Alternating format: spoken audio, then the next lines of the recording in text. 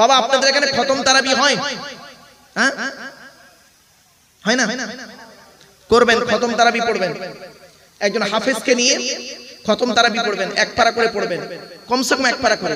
আমি প্রথম জীবনে 10 দিন করে পড়তাম, তারপরে 15 দিন করে পড়তে লাগলাম, তারপরে 1 মাস একসাথে একদিনে এক পারা করে পড়া, ছেলেও পড়ায়।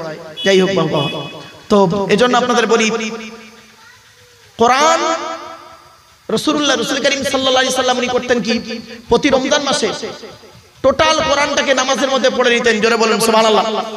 আর জিবরাইল ফেরেশতা শুনতেন। আল্লাহ রাসূল যে বছরে ইন্তেকাল করলেন, ওই বছরে রাসূল করলেন কি 2 খতম পড়েছিলেন। আবার রাসূলুল্লাহ প্রতি রমজান মাসের শেষে 10 দিন ইতিকাফ করতেন। ইতিকাফ বুঝেন তো? ইতিকাফ করেন তো আপনাদের এখানে? শুনেন, মসজিদে ইতিকাফ করবেন, যদি গ্রামের কেউ না করে গুনাহগার হয়ে যাবে। সুতরাং ইতিকাফ বসার জন্য লোকের তেল মাখাতে হয় কেন? হ্যাঁ, দেখবেন মসজিদে লোক ধরে বসাতে হয় কেন? নিজে বুঝতে পারেন না, নিজে বসবেন, চেষ্টা করবেন ইতিকাফে বসা। ইতিকাফে বসে বহু লোক আল্লাহ রাসূলের দিদার পেয়েছে। কি বলছেন আপনারা? আপনাদের এলাকায় মেয়েরা ইতিকাফ করেন? করেই না। মেয়েরা তো ইতিকাফ করেই না। আমার এলাকায় বহু মেয়ে ছেলে ইতিকাফ করতে করে। এখন আমার আম্মা জান করতে, ইন্তেকাল হয়ে গেছে। আমি আম্মার কাছে দৌড় দিয়েছি। আল্লাহর নবী আবু বকর, ওমর, উসমান, আয়েশা, খাদিজার সঙ্গে বহুবার দিদার হয়েছে আমার আম্মা জান। আমার আম্মা জান এই কথা বলতেন, আব্বা এই কথাগুলো তুমি সমাজের মানুষকে বলো। সমাজের মানুষের কাছে বললে মানুষ অন্তত কিছু শিখবে, জানবে, বুঝবে। আমি আমার মায়ের হাইলাইট করতে আসিনি, বাস্তবটাই বললাম বাবা। আল্লাহর নবী মুহাম্মদ মুস্তাফা সাল্লাল্লাহু আলাইহি ওয়াসাল্লামের একাধিক স্ত্রী ছিলেন। তো নবীজি করতেন কি, প্রতিদিন আসরের নামাজের পরে স্ত্রীদের সঙ্গে একটু দেখা করতেন, কে কেমন আছেন তাদের ভালো মন্দ জানার জন্য। তো একদিনের একটি ছোট্ট ঘটনা, ঘটনাটি কি বুখারীতে পাবেন। ঘটনাটি হচ্ছে, নবীজির একটা স্ত্রীর নাম হলো জয়নাব বিনতে জাহাশ। কি বললাম? জয়নাব বিনতে জাহাশ। কোন এক ব্যক্তি জয়নাব বিনতে জাহাশকে মধু দিয়ে গেছেন, মধু। তো উনি মনে মনে ভাবলেন যে মধুটা আমি এখন না খেয়ে আল্লাহর নবী আসরের পরে আমাদের সঙ্গে দেখা করতে আসবেন, তা আমি মধুটা রাসূলুল্লাহকে খেতে দেব। আচ্ছা, এই চিন্তা ভাবনাটা ভালো না খারাপ? ভালো। তো উনি মধুটা রেখে দিয়েছেন। নবীজি আসরের নামাজের পরে জয়নাব বিনতে জাহাশের ঘরে ঢুকেছেন দেখা করার জন্য। আম্মা জান, নবীর স্ত্রীরা হলো আমাদের মা। কি বললাম? মা। এই ধারণা রাখবেন। এই জন্য আম্মা জান খাদিজা, আম্মা জান জয়নাব, আম্মা জান আয়েশা আমরা বলি। তার দলিল কোরআনে আছে সূরা আহজাবের মধ্যে, আন-নাবিয়্যু আউলা বিল মুমিনিন ওয়া আজওয়াজুহু উম্মাহাতুহুম।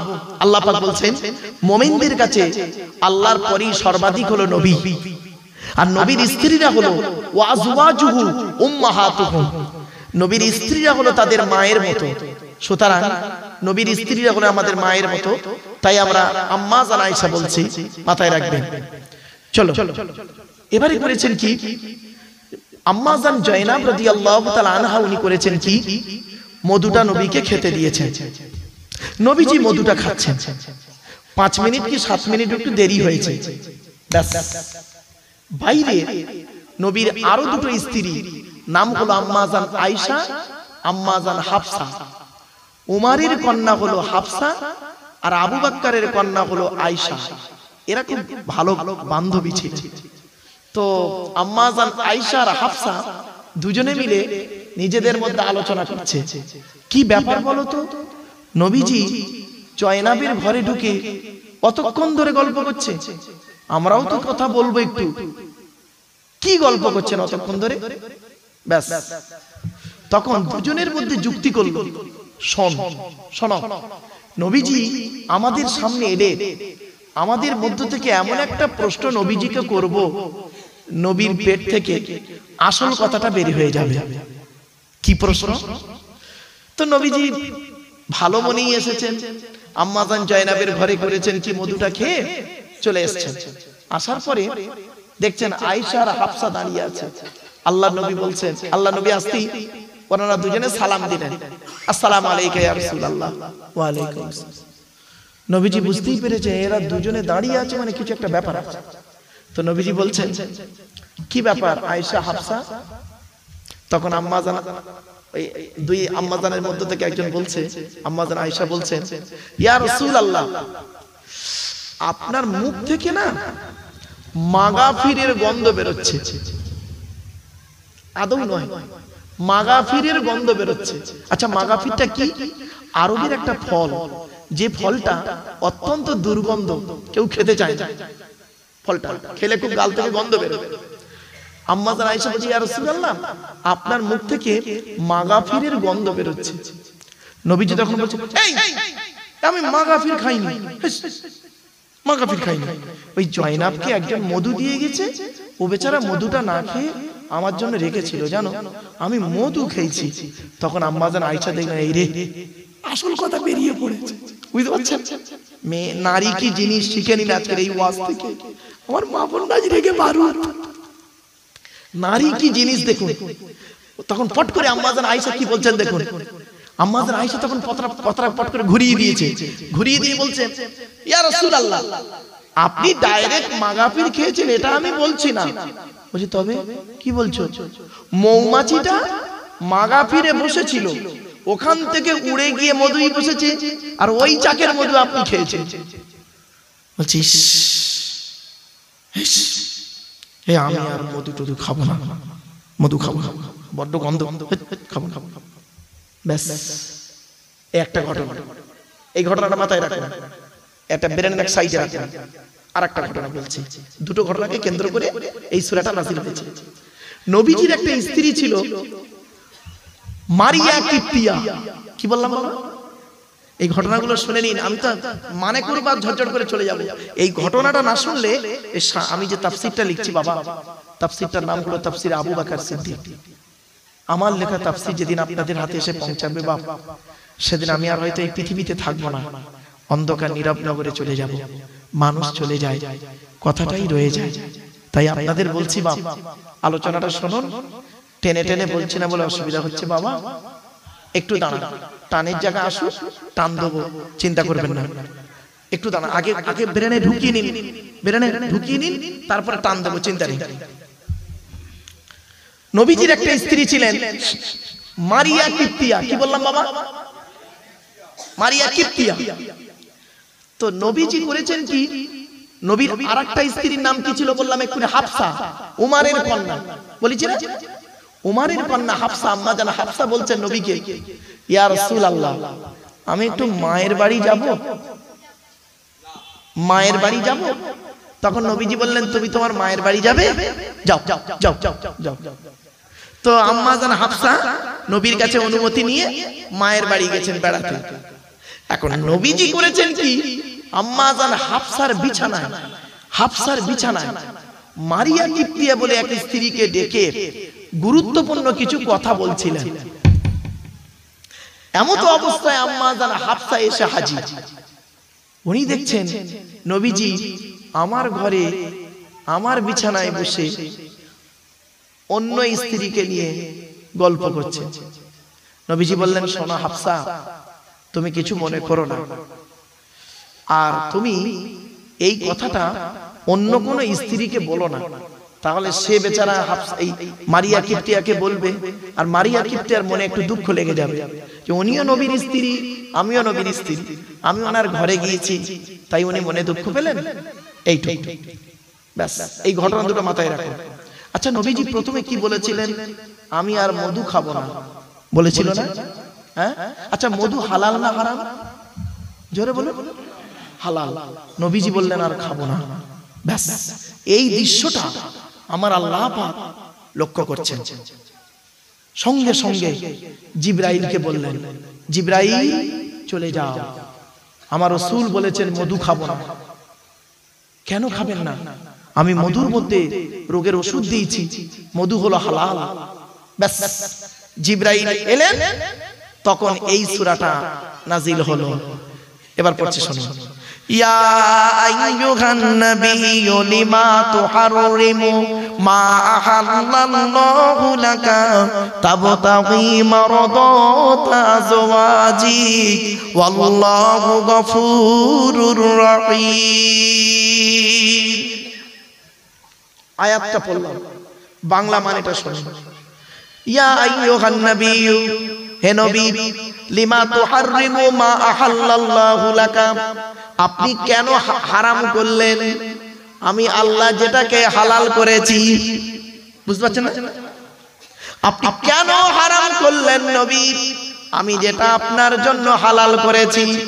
ও তাবতাগী মারদাতা আজওয়াজি, ও আমার রাসূল, আপনি আপনার স্ত্রীদের মনকে খুশি করতে গিয়ে বুঝি ওই আয়েশা আর হাফসার মনকে খুশি করতে গিয়ে বুঝি এই হালাল বস্তুটাকে খাবো না বলে দিলেন। যা হয়েছে হয়েছে, যা হয়েছে হয়েছে, ঠিক আছে। আল্লাহু গফুরুর রহিম, আমি আল্লাহ হলাম ক্ষমাকারী, দয়ালু, দয়াবান। এখন নবী তো করেছেন কি, খাবো না বলেছেন। এবার শুনুন, আপনারা অনেক সময় কসম খান না বাবা? বলুন, একটু কথা বলুন আমার সঙ্গে। কসম খান? শুনে নিন, কসম যখন, মা বোনেরা ভালো করে শুনুন, মা, কসম যখন করবেন আল্লাহর কসম করবেন। আল্লাহ ছাড়া অন্যের নামে কসম করলে ও মুশরিক হয়ে যাবে। হাদিস, আল্লাহ নবী বলেছেন, মান হালাফা বিগাইরিল্লাহি ফাকাদ আশরাকা। আল্লাহ রাসূল বলেছেন, যে ব্যক্তি আল্লাহ ছাড়া অন্যের নামে কসম করবে ও মুশরিক হয়ে যাবে।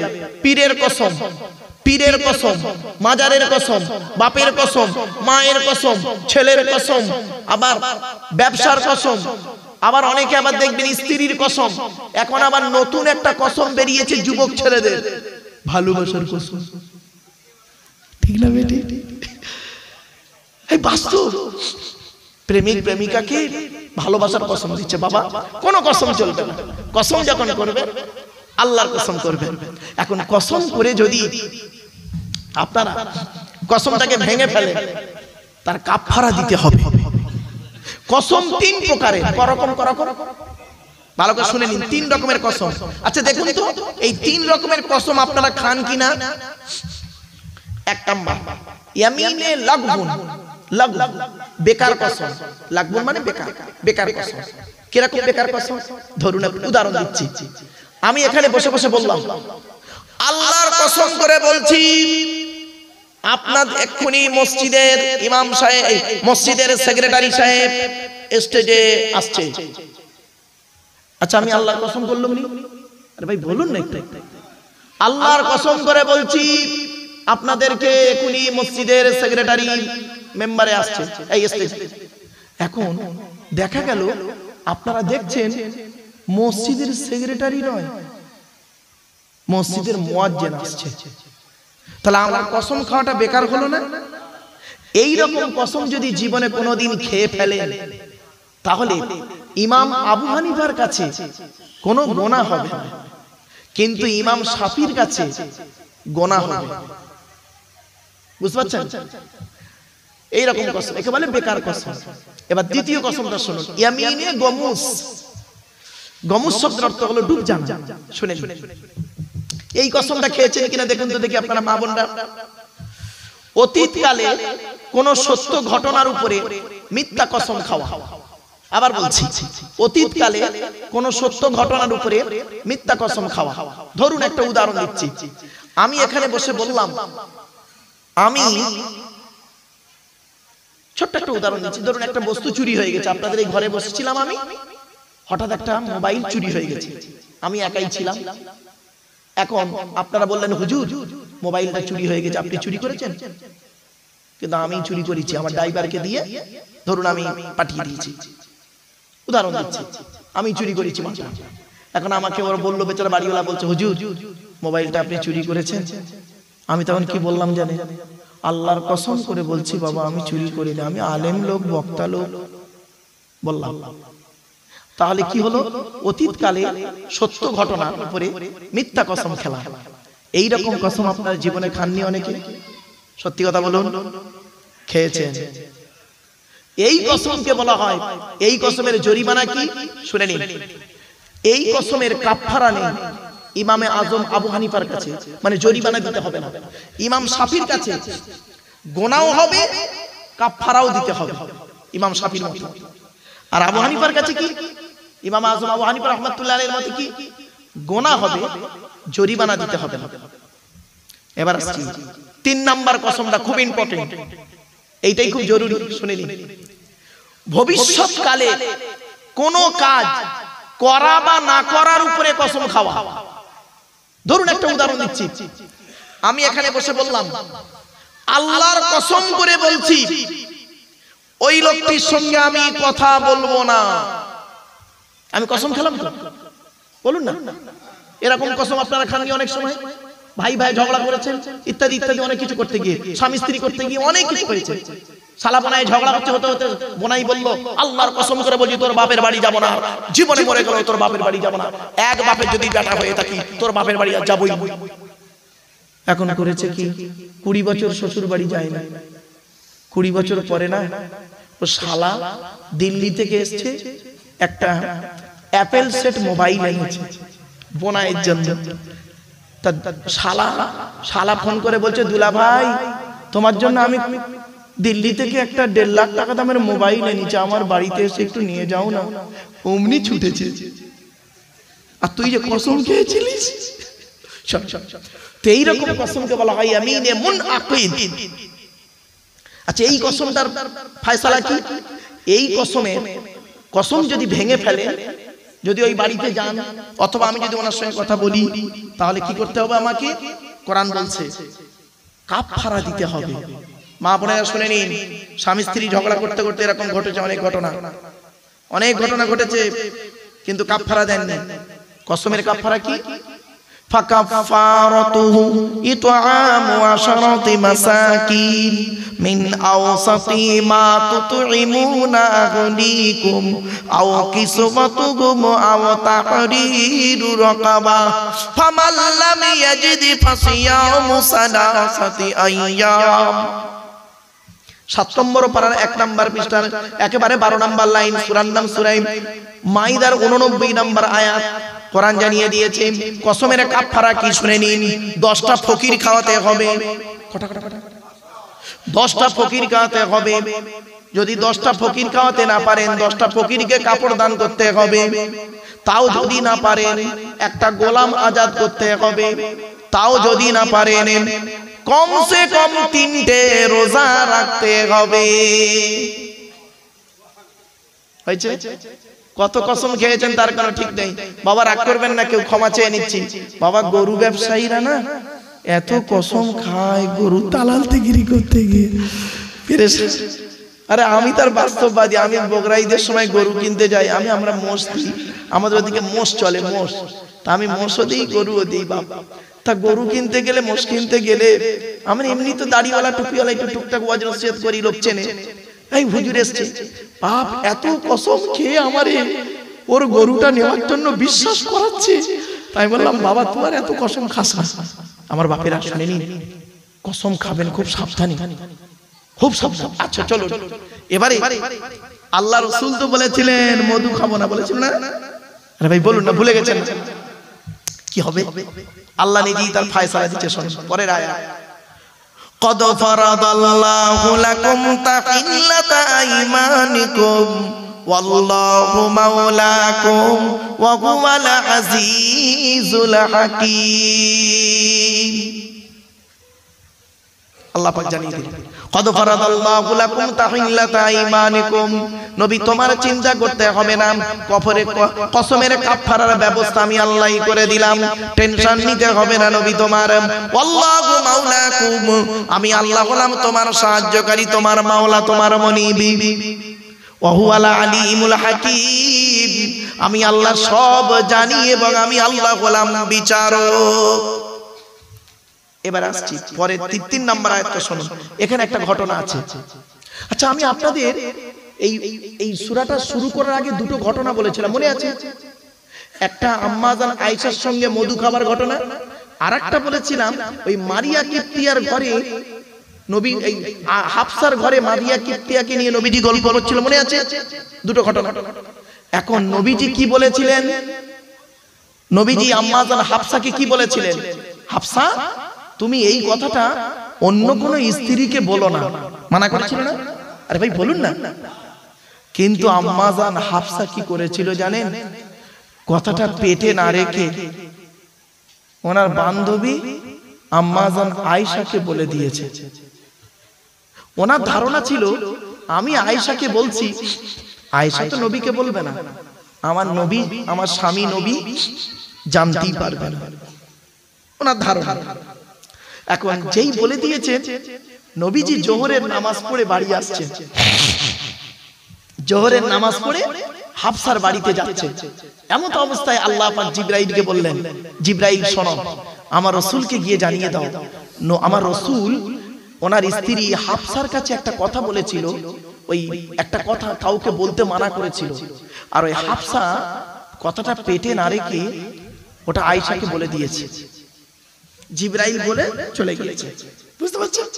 এবার নবীজি আম্মা জান হাফসার ঘরে ঢুকে বলছে, সালাম কালাম হলো। নবীজি বলছেন, হাফসা, তোমাকে একটা কথা বললাম, কাউকে বলতে নিষেধ করলাম, তুমি গোপনে গোপনে সেটা আয়েশাকে বলে দিলে। ঠিক এইভাবে গোপনে গোপনে ওটা আয়েশাকে বলে দিলে। তখন আম্মা জান হাফসা কি বলছে শুনুন, আমি আয়েশাকে কথাটা বলেছি, আপনাকে কে বলেছে বলুন তো? বুঝতে পারছেন? মানে ওনার ধারণা যে জানতে পারবে না নবীজি। তখন নবীজি বলছে, কে বললো? তুমি আয়েশাকে কথাটা বলেছো, কে আমাকে বললো? বলবো কে বললো? ওই যে বলুন, কে বলেছে আপনাকে? আমি আয়েশাকে কথা বলেছি। তখন নবীজি বলছে, আমার আল্লাহ জিবরাইলের মাধ্যমে জানিয়ে দিয়েছে। এবার আয়াতটা পড়ছি শুনুন, 3 নম্বর। وَإِذْ أَسَرَّ النَّبِيُّ إِلَى بَعْضِ أَزْوَاجِهِ حَدِيثًا فَلَمَّا نَبَّأَتْ بِهِ وَأَظْهَرَهُ اللَّهُ عَلَيْهِ عَرَّفَ بَعْضَهُ وَأَعْرَضَ عَنْ بَعْضٍ فَلَمَّا نَبَّأَهَا بِهِ قَالَتْ مَنْ أَنبَأَكَ هَذَا قَالَ نَبَّأَنِيَ الْعَلِيمُ الْخَبِيرُ। এর বাংলা মানেটা শুনুন, ওই ঘটনার সঙ্গে মিল হবে। দেখো,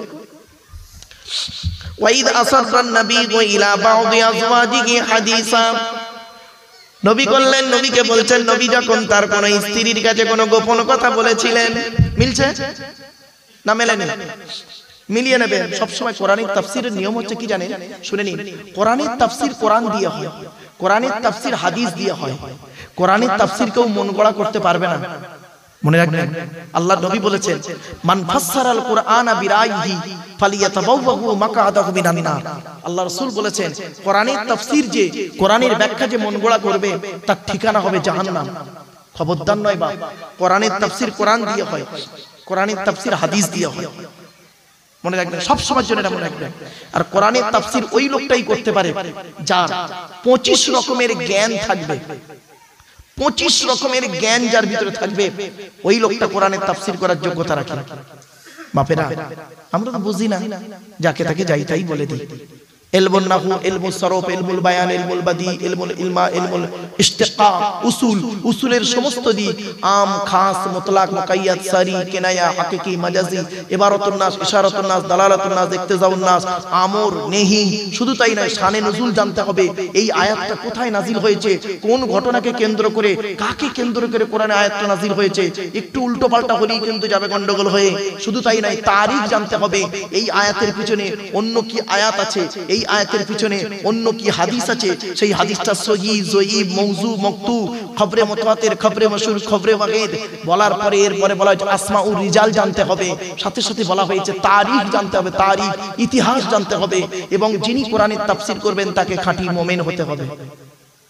বাবা, আপনারা যে জায়গায় বসে আছেন, এই জলসাটাকে কোনোদিন তাচ্ছিল্য ভাববেন না। এটা একটা তাফসীরুল কোরআনের মাহফিল। আমি যত জায়গায় এই আপনাদের উত্তর 24 পরগনায় ফাল্গুন মাসের 2 তারিখে একদম এই 12-13 বছর তাফসীরটা হচ্ছে। চৈতল বলে একটা জায়গা আছে জানেন বাবা, মালঞ্চ চৈতল, মালঞ্চ ওই মিনাখা থানা, ওই চৈতল ঘাটে এবছরে প্রতি বছর একটা করে সূরা তাফসীর হয়। এবছরে সূরা ফাতিরের তাফসীর হলো 22 পারা সূরা ফাতিরের। গত বছরে 15টা আয়াত হয়েছিল, এবার আজ 16, 14, 15 নম্বর আয়াত থেকে হয়েছে এক রুকু না দুরকু হয়েছিল। এইজন্য কোরআনের তাফসীর শুনবেন। কোরআনের তাফসীর হলো পৃথিবীর সর্বশ্রেষ্ঠ ওয়াজ হলো কোরআনের তাফসীর। কোরআনের আলোচনা যখন হবে না, দেখবেন কেউ কারোর মজা মারবে না, খাটা মারবে না, চিমটি কাটবে না, কিছুই থাকবে না। দেখেন ইনশাআল্লাহ আল আজিজ কারোর খোঁটা মারবে না, গজা মারবে না, চিমটি কাটবে না। কোরআনের পথেই চলবে। চলো। ওয়াইদ আসরান নবী ইলা বাদি আজওয়াজিহি হাদিসা, নবী যখন তার স্ত্রীদের কাছে কোনো গোপন কথা বলেছিল, ফালাম্মা নাব্বাগা বিহি ক্বালাত মান আম্বাকা হাযা আরফা বা'দাহু ওয়া আরাদা আন বা'দ, একে অপরের কাছে এটা যখন পেশ করলো, وَإِذْ أَسَرَّ النَّبِيُّ إِلَى بَعْضِ أَزْوَاجِهِ حَدِيثًا فَلَمَّا نَبَّأَهَا بِهِ عَرَّفَ بَعْضَهُ وَأَعْرَضَ عَن بَعْضٍ। আল্লাহ পাক বলছেন, নবী যখন তার স্ত্রীদের কাছে কোনো গোপন কথা বলেছিলেন, সেই কথাটা আল্লাহ পাক বললেন কি, ওয়াজহারাহুল্লাহু আলাইহি, আল্লাহ পাক সেটাকে প্রকাশ করে দিলেন। ওয়াজহারাহুল্লাহু আলাইহি আরফা বা'দহু ওয়া আরাদা আন বা'দ, তারা একে অপরকে পরিচিত লাভ করে বলে দিলেন। দেওয়ার পরে আল্লাহ পাক জিবরাইলের মাধ্যমে বলে দিলেন। এবার রাসূল করলেন কি, ফালাম্মা নাব্বাআহা বিহি, সেই কথা যখন বলা হলো তাকে, যিনি বলেছেন তাকে যখন বলা হলো, সেই ব্যক্তি কি বলছে জানেন, কলাতের ফাইল বা ক্রিয়া মানে কর্তা হলো আম্মা জান হাফসা, মেয়ে ছেলে, যেন কলাত শব্দটা আছে স্ত্রীলিঙ্গ। কলাত, তিনি বলছেন, হাফসা বলছেন, মান আম্বাকা হাযা, কে আপনাকে এই কথাটা বললো, আমি আয়েশাকে কথাটা বলেছি। তখন রাসূল বলে দিলেন, কে বলেছে, ক্বালা নাব্বাআনি আল আলিমুল খবীর, আমার আল্লাহ পাক ওহীর মাধ্যমে জানিয়ে দিয়েছে। আচ্ছা, এটা থেকে কি শিক্ষা নিলাম? শুধু কোরআনে আয়াত পড়লে হবে না, ওতে শিক্ষা আছে কিনা বলতে হবে। কি শিক্ষা নিলাম? চলো, এখান থেকে এই শিক্ষা এসে গেল। খবরদার মা বোনরা শুনে নিন, খবরদার স্বামী স্ত্রীর কোনো কথা, স্বামী যখন স্ত্রীর কাছে কোনো কথা বলবেন, ওই কথাটা স্ত্রী যদি পেটে না রেখে অন্যের কাছে বলে দেয়, ওই নারীর প্রতি আল্লাহ অসন্তুষ্ট হয়ে যাবেন। খবরদার মা বোনেরা, এগুলো লক্ষ্য রাখবেন, খুব কঠিন জিনিস। এখান থেকে একটা আসছে, পরে আয়াত আসছে। আল্লাহ পাক এই ঘটনাগুলো আমার রাসূলের মাধ্যমে করিয়েছেন কেন জানেন? শুনে নিন। আমার রাসূল ছিলেন নিষ্পাপ। কদ গফরাল্লাহু লাকা মা তাকদ্দামা মিন যামবিকা ওয়া মা তাআখারা, আল্লাহ পাক আমার রাসূলের আগে এবং পরের সমস্ত গুনাহ maaf করে দিয়েছেন। জোরে বলুন সুবহানাল্লাহ। তথাপিও আল্লাহ পাক এগুলো করানোর কারণটা কি? পৃথিবীর মানুষকে শিক্ষা দেওয়া। কিছু বুঝতে পারছেন? পৃথিবীর মানুষকে শিক্ষা দেওয়া। চলো, এবারে করেছেন কি, এই কথা হয়ে যাওয়ার পর আল্লাহর নবী একটু চিন্তিত হয়ে গেলেন। চিন্তিত যে একটা কথা বললাম, সে কথাটা আমার রাখলো না। তো নবীজি করলেন কি, কয়েকদিন স্ত্রীদের থেকে একটু দূরে সরে থাকতে লাগলেন। দূরে দূরে বলতে কি, কথা হতো সব হতো, একটু মনটা একটু খারাপ। কয়েকদিন কেটে গেল। যাওয়ার পর কি হচ্ছে দেখুন, আল্লাহ পাক জিবরাইলকে পাঠালেন। জিবরাইলকে পাঠিয়ে কি বলছে জানেন? জিবরাইল, তুমি গিয়ে আমার রাসূলকে বলে দাও, আয়েশা আর হাফসাকে, আয়েশা আর হাফসা, আয়েশার বাপের নাম কি? আম্মা জান আয়েশার আব্বা জানের নাম কি? আবু বকর। আচ্ছা, একটা কথা এখানে বলি, শিখিয়ে দিই আপনাদের। আচ্ছা, কে বড় বয়সের দিক থেকে, দুনিয়ার বয়সের দিক থেকে, দুনিয়ার দিন রাত্রির গণনার বয়সের দিক থেকে কে বড়? আবু বকর বড় না আল্লাহর নবী বড়? কে বলবেন? কে বড়? আবু বকর শ্বশুর, তাই তো? আপনাদের ওটা ধারণা। শুনে নিন, আবু বকর বড় নয়, বয়সের দিক থেকে বড় নাই, মানে দুনিয়ার দিন রাত্রির গণনার বয়স বলছি। আল্লাহ নবী বড়, শুনে নিন, আল্লাহ নবী আবু বকর সিদ্দিক রাদিয়াল্লাহু তাআলা আনহু থেকে কত দিনের বড় শুনে নিন? 2 বছর 2 মাস 10 দিন।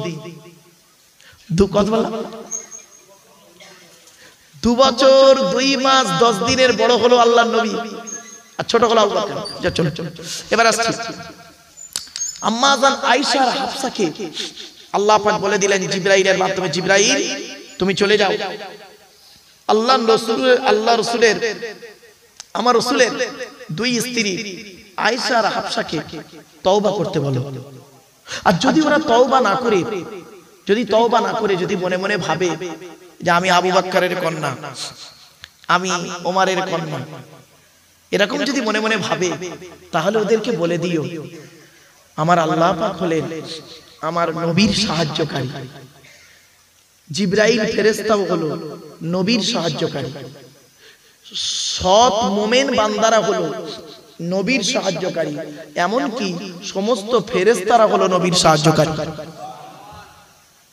আয়াতটা পড়ছি, শোনো, ইন তাতুবা ইলাল্লাহি ফাকাদ সাকাত কুলুবুকুমা ওয়া ইন তাযাহারা আলাইহি ফাইন্নাল্লাহা হুয়া মাওলাহু ওয়া জিবরিলু ওয়া সালিহুল মুমিনিন ওয়াল মালাইকাতু বা'দা যালিকা যাগীর। এর বাংলা মানেটা শোনো, ইন তাতুবা দ্বিবচন, যদি তোমরা তওবা না করো, তোমরা তওবা করে, অর্থাৎ তোমরা তওবা করে নাও ইলাল্লাহি আল্লাহর কাছে, কেন করবে তওবা? ফাকাদ সাকাত কুলুবুকুমা, তোমাদের দুজনের অন্তরটা অন্যদিকে ঝুঁকে যাচ্ছিল, যেটা একমাত্র আল্লাহই ভালো জানে। আল্লাহ ভালো চেয়েছেন, তাই তোমাদের দুজনকে আয়েশা হাফসাকে তওবা করতে বলেছেন। ওয়া ইন তাযাহারা আলাইহি, যদি তওবা না করে যদি অন্য কিছু ভাবো, তাহলে মনে রাখো ফাইন্নাল্লাহা হুয়া মাওলাহু, আল্লাহ হলেন তার নবীর সাহায্যকারী, ওয়া জিবরিলু, জিবরাইল ফেরেশতাও হলো নবীর সাহায্যকারী। শুধু আল্লাহর জিবরাইল নবীর সাহায্যকারী নয়, ওয়া সালিহুল মুমিনিন, সমস্ত মুমিন বান্দারা হলো নবীর সাহায্যকারী। শুধু আল্লাহ, জিবরাইল আর মুমিন বান্দারা নয়, ওয়াল মালাইকাতু বা'দা যালিকা যাগীর, আল্লাহর সমস্ত ফেরেশতারা হলো নবীর সাহায্যকারী। জোরে বলুন সুবহানাল্লাহ। এই জন্য রাসূল সম্পর্কে আলোচনা করতে গেলে খুব ডিপলি আলোচনা, একটু এদিক ওদিক হয়ে গেলে বা কঠিন জায়গা, এটা খুব কঠিন জায়গা। চলো না গিয়ে যাচ্ছি। আচ্ছা, এই সমস্যাটা তৈরি হলো কাকে কেন্দ্র করে বলুন তো দেখি? কোন দুজন স্ত্রীকে কেন্দ্র করে ঝামেলাটা তৈরি হলো? আম্মা জান আয়েশা আর কে? হাফসা। হাফসা কি কার কন্যা? হযরত উমরের কন্যা, উমরের কন্যা হাফসা, আর আয়েশা হলো আবু বকরের কন্যা। তো এদের মধ্যে বেশি সমস্যাটা হলো কাকে নিয়ে? আম্মা জান হাফসাকে নিয়ে, তাই না? হাফসাকে নিয়ে হলো। এখন এই ঘটনাটা হযরত উমরের কানে পৌঁছে গেছে।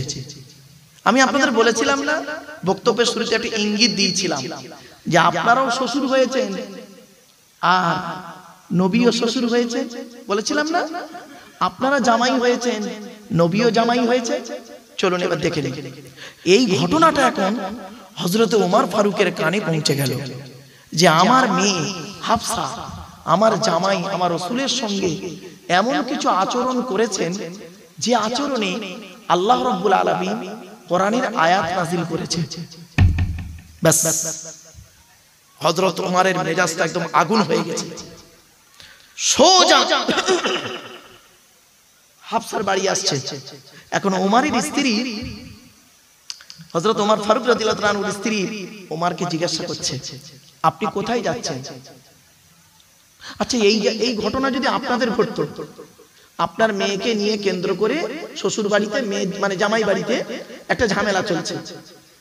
আপনার ধরুন আপনার মেয়ের বিয়ে দিয়েছেন বসিরহাটে মেয়েকে বিয়ে দিয়েছেন, আর জামাইয়ের সঙ্গে একটু ঝামেলা হয়েছে। এখন মেয়ে ফোন করে বলেছে, কিংবা অন্য কেউ ফোন করে বলেছে যে ভাই আপনার মেয়ের সঙ্গে খুব ঝামেলা হচ্ছিল, দেখলাম ফোনে বলেছে। তা আপনি সঙ্গে সঙ্গে মেয়ের ভালোবাসায় মোটরসাইকেলে স্টার্ট দিয়ে যাচ্ছেন মেয়ের বাড়িতে। এখন আপনার স্ত্রী জিজ্ঞাসা করছে কি ব্যাপার, হঠাৎ একটা ফোন এলো আর তুমি চলে যাচ্ছ, কোথায় যাচ্ছ? তা আপনি তখন কি বলবেন? বলুন বলুন বলুন। আরে ভাই বলুন, আপনি কি বলবেন আপনার স্ত্রীকে? মেয়ের বাড়ি যাচ্ছি, তাই তো? মেয়ের বাড়ি যাচ্ছি এটাই বলবেন তো? হ্যাঁ, এটা স্বাভাবিক।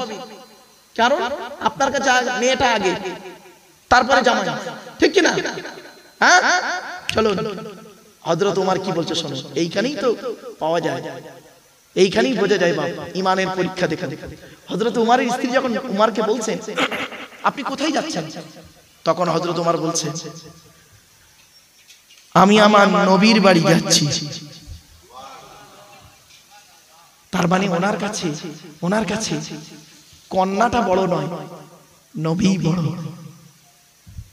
মা মিন ওয়ালাদিন বাররিন বলা হয়েছে না? আল্লাহ রাসূল বলেছেন মান আহাব্বা সুন্নতি ফাকাদ আহাব্বানি ওয়া মান আহাব্বানি কানা মাই ফিল জান্নাহ। মনে রাখবেন। আরো একটা হাদিস এসেছে মিন ওয়ালিদিহি ওয়া ওয়ালাদিহি ওয়ান নাসি আজমাইন। আল্লাহ রাসূল বলেছেন ততক্ষণ পর্যন্ত তুমি খাঁটি মুমিন হতে পারবে না যতক্ষণ পর্যন্ত পৃথিবীর সব কিছুর থেকে, ছেলে মেয়ে বিবি বাচ্চা টাকা পয়সা ধন সম্পদ সব কিছুর থেকে আল্লাহর নবী তোমার কাছে প্রিয় না হচ্ছে। তাই জন্য হযরত ওমর খুব ভালো জানতেন যে আমার স্ত্রী আমার কাছে আপন নয়, আমার মেয়ে আমার কাছে বড় নয়, আমার রাসূল আমার কাছে আপন বড়। এই জন্য তিনি ওনার স্ত্রীকে বললেন, এইটুকু ইঙ্গিত দিয়ে গেলেন রাসূলের ভালোবাসার প্রমাণ যে আমি আমার নবীর বাড়ি যাচ্ছি। এবার যাচ্ছেন হাফসার বাড়িতে গেছেন, দরজায় টোকা মেরেছে, ভেতর থেকে আওয়াজ আসছে কে? উনি বললেন, উনি তো বলতে পারতেন আমি তোমার আব্বা গো মা, বলতে পারতেন না? আপনারাই তো এটাই বলবেন। উনি কি বলছেন শুনুন, আমি ওমর ইবনে খাত্তাব এসেছি। মেয়ে তখন চমকে উঠেছে, আব্বা এসেছে, তাড়াতাড়ি দরজা খুলে দিয়েছে। দরজা খুলে দিতে হযরত ওমর হাফসার ঘরে ঢুকেছে। ঢুকতে আম্মাজান হাফসা হযরত ওমরের দিকে চেয়েছে, বাপের মুখের দিকে চেয়ে দেখছে, মেজাজ পুরো একদম রাগে মুখ লাল হয়ে আছে, চোখ দুটো লাল হয়ে গেছে রাগে। আম্মাজান হাফসা চিন্তা করছেন কি অবস্থা, আমার আব্বার এরকম মেজাজ কেন? চুপ করে আর কিছু বলেন।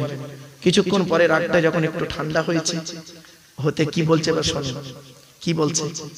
হযরত ওমর রাদিয়াল্লাহু তাআলা আনহু ওনাকে কেন্দ্র করে কোরআনে 4টি আয়াত নাযিল হয়েছে। হযরত ওমর বলেছেন, আল্লাহ রাসূল বলেছে হ্যাঁ ঠিকই বলেছো ওমর। সঙ্গে সঙ্গে আল্লাহ জিবরাইলের মাধ্যমে ওই আয়াত নাযিল করে দিয়ে, জোরে বলুন সুবহানাল্লাহ। তার মধ্যে এই একটা 4টি আয়াতের মধ্যে এই একটা আয়াত, একটা হলো মদের আয়াত, মদ হারাম হওয়ার একটা আয়াত। মদ একদিনে হারাম হয়নি, মদ একদিনে হারাম হয়নি, মনে রাখবেন। মদ হারাম করার অনেক পদ্ধতি আছে, স্টেপ বাই স্টেপ মদ হারাম হয়েছে। 1 নাম্বার মদ, 2 নাম্বার হচ্ছে পর্দা। পর্দার আয়াত নাযিল হয়েছে হযরত ওমরকে কেন্দ্র করে। ওমর বলেছেন, আল্লাহ রাসূল বলছেন হ্যাঁ ওমর ঠিকই বলেছো, এইটা করলে মনে হয় ভালো হয়, ভালো হতো। সঙ্গে সঙ্গে আল্লাহ জিবরাইলের মাধ্যমে আয়াত নাযিল করে, আর এই আয়াতটা পড়বে এক্ষুনি, এই আয়াত পড়বে এক্ষুনি, ওই আয়াতটা নাযিল হয়েছে। এই জন্য হযরত ওমর ফারুক রাদিয়াল্লাহু তাআলা আনহুর সম্মানটা না ব্যাপক, প্রত্যেকটা সাহাবীর সম্মান খুব উচ্চ। আল্লাহ রাসূল নিজেই বলেছেন আমি সালাম শেষ নবী, আমার পরে আর কোন নবী আসবে না। যদি আমার কাছে আমার পরে যদি নবী হতো লাকানা ওমর, ওমর নবী হতো। আমার পরে যদি কেউ নবী হতো লাকানা ওমর, ওমর নবী হতো। তাহলে ওমরের কিরম চিন্তা ভাবনা বুঝতে পারছেন তো? চলো হযরত ওমর রাদিয়াল্লাহু আনহু করেছেন কি, হাফসার ঘরে ঢুকে চোখটা লাল হয়ে গেছে, মেজাজ গরম, আস্তে ঠান্ডা হলো। ঠান্ডা হতে কি বলছে শুনুন। এ আয়েশা, এ হাফসা, নিজের মেয়েকে বলছে আপনি পারবেন এমন শ্বশুর? এমন শ্বশুর তো হতে পারেননি, যদি হতে পারবেন যেদিন, সেদিন জানবেন সত্যিকারের মানুষ। বলছেন এ আয়েশা, এ হাফসা, তোমরা দুজনে কি মনে করেছো আমার রাসূলকে? তোমরা দুজনে কি মনে করেছো আমার রাসূলকে? তোমরা কি মনে করো তোমরা দুজনেই কি আমার রাসূলের সেরা স্ত্রী? শুনে রেখে দাও, শুনে রেখে দাও, আমি উমর বলছি, আমার রসুল যদি তোমাদেরকে এখনই তলাক দিয়ে দেয়, তালাক নয়, কি বলবে? তলাক। তালাক আর তলাকের পার্থক্য আছে। তেল আমারই কপ, তালাক মানে তয়াকার লয়াকার ক, তালাক মানে জুড়ে যাওয়া, মিলিত হওয়া, একত্রিত হওয়া। আর তোয়েল আমারই কপ, তলাক তয় বয় লয়াকার ক, তলাক মানে পৃথক দেওয়া, ছেড়ে দেওয়া, ডিভোর্স দেওয়া। এই টোটাল কোরআনে তলাক শব্দটা বহু জায়গায় আছে বাবা, তালাক শব্দটা কোরআনের এক জায়গায় আছে। এই টোটাল কোরআনে এটাকে হিফজ করা শরীফ ভাই নাজেরা 24 নম্বর পারা 16 নম্বর পৃষ্ঠা, 24 নম্বর পারা একেবারে 7 নম্বর পৃষ্ঠা 14 নম্বর লাইন, সূরার নাম সূরা মুমিন, আয়াত নম্বর 15। আল্লাহ পাক বলছেন, আমি বলি নাই বাপ, আমারে ভুল বুঝবেন না। আল্লাহ পাক কোরআনে বলছেন লিউনজিরা ইয়াউমাত তালাক। হুজুর দেখেন তেল আমাদের 15 নম্বর আয়াত, এই একটাই আছে তালাক, বাকি সব জায়গায় তালাক। চলে তো এবারে হযরত ওমর রাদিয়াল্লাহু আনহু বলছেন, আমার রাসূল যদি তোমাদের দুজনকে কোন তালাক দেয়, ডিভোর্স দেয়, ছেড়ে দেয়, মনে রেখো তোমাদের পরিবর্তে আমার আল্লাহ পাক আমার রাসূলকে তোমাদের থেকেও অতীব সুন্দরী নারী দান করবে, যে নারীদের আল্লাহ পাক অধিক সম্মান দিয়েছে। জোরে বলুন সুবহানাল্লাহ। কি আশ্চর্য! নিজের জামাই সম্পর্কে এই রকম মন্তব্য। আর আপনি হলে কি করতেন? মেয়ের বাড়িতে গিয়ে মেয়ের ঘরে ঢুকেই মেয়ের খাটে বসে জামার হাতা গুটাচ্ছে। বল কি হয়েছে, বল কি হয়েছে, বল দেখে নিচ্ছি। তো ডিভোর্স নেবো এখান থেকে। ডিভোর্স নিয়ে আমাদের গ্রামের একটা প্রধান আছে, প্রধানের ছেলে খোঁড়া, তার সঙ্গে বিয়ে দেবো।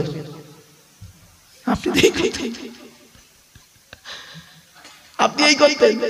আর হযরত ওমর কি বললেন? পারবেন এমন শ্বশুর হতে?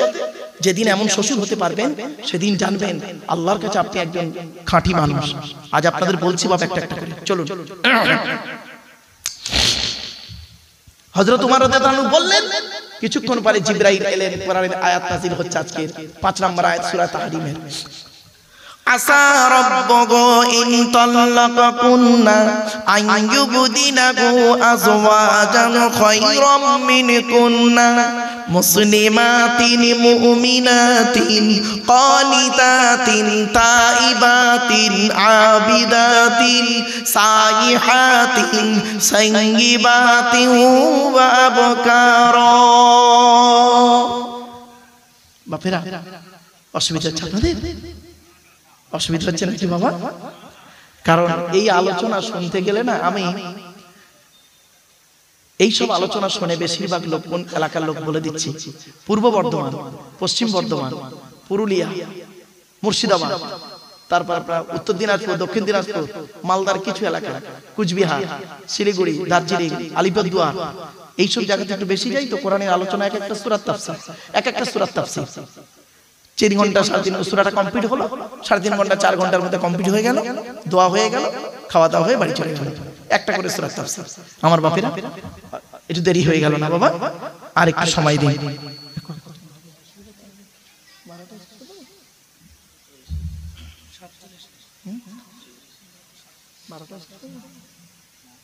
বড় শর্ট টাইম আছে, যাই হোক বাপ, কি করা যাবে। আচ্ছা, এবার আয়াতের বাংলা মানেটা শুনুন। আসা রাব্বুহু ইন তাল্লাকাকুন্না, আল্লাহ রাব্বুল আলামিন জানিয়ে দিলেন, আমার নবী যদি তোমাদেরকে এখনি তলাক দেয়, ইন তাল্লাকাকুন্না আইয়ুবদিলাহু আইয়ুবাদদিলাহু, তাফসীরে আছে আইয়ুবাদদিলাহু, দুর্বাই পড়া যায়, আইয়ুবদিলাহু আজওয়াজান খায়রাম মিনকুন্না, তোমাদের পরিবর্তে আল্লাহ পাক আমার রাসূলকে এমন নারী দান করবে যে নারীর মধ্যে 6টা গুণ পাবে। ছটা গুণ কি কি?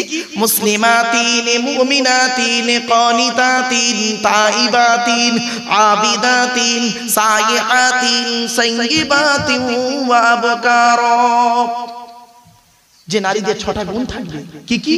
1 নাম্বার হলো মেয়েটা মুসলমান, দু নাম্বার হলো মুমিনা বিশ্বাসী, তিন নাম্বার হলো কনিতাতি আনুগত্যশীলা মেয়ে, চার নাম্বার হলো তাইবাতি তওবাকারী অনুশোচনাকারী মেয়ে, পাঁচ নাম্বার হলো আবিদাতি ইবাদতকারী মেয়ে, ছয় নাম্বার হলো সাইহাতিন আই সাইমাতিন, তাফসিরে বলা হয়েছে সাইহাতিন আই সাইমাতিন, সাইমাতিন অর্থাৎ রোজাদার মেয়ে হবে, সাইয়্যিবাতিন ওয়া আবকারা কুমারী হতে পারে, বিধবা হতে পারে।